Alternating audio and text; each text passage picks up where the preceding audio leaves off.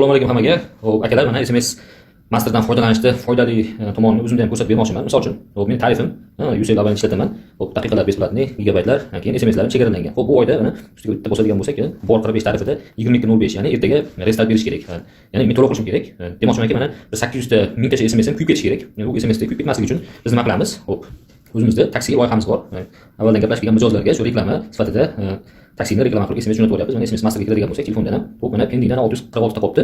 Hozir o'zi mana ko'payyapti. Mana sent deganiga o'tyapti, ketganlari mana o'tyapti. 100 tadan quitga oladi. Yani 50 ta, 56 ta уже 2 sekundda bir ketadigan, sekund jo'natadigan qo'yganman. Har sekundda jo'natadigan qo'ysam bo'ladi. Xo'p, plus 48 tasi o'zi ketdi mana. Ketyapti SMSlar matnini. Xo'p, mana aytdan shunaqa matn qilib jo'natganman mana. O'zimda simkartani blok qo'yganman. Xo'p. Men sizga o'tadigan bo'lsak mana. Endi taksi olish juda ham oson. 1,5 million so'm bilan Yandexsga o'xshagan yangi ilovada yangi taksi park oching deb turib, o'zimda mijozlar, klientlar nomerlariga shu SMS jo'natib yubordim. Bular mana borgan ketgan yaxshi bo'lib qoladi. Xudo xolasa hammasi ketadi. Aktiv nomerlarga mana shunaqa yaxshi bo'lib qoladi. Shunaqa qilib siz ham har oylik o'zingizda berilgan abonent, ya'ni sim kartangizdagi abonent to'lovlarini kuyib ketadigan SMSlarni SMS Masterda jo'natib olishingiz mumkin. Agar o'zingizga xizmat qiladigan bo'lsa, hop, 3 oyga mana 400 ming so'm 3-4 bo'lib qo'yib, har oy kundalik ishlatib shunaqa qilsa bo'ladi. 2 ming kuyib ketmasligi uchun shu narsani hisobga olsa bo'ladi. Xo'p, mana aytib ko'ramiz, nechta SMSim qoldi ekan.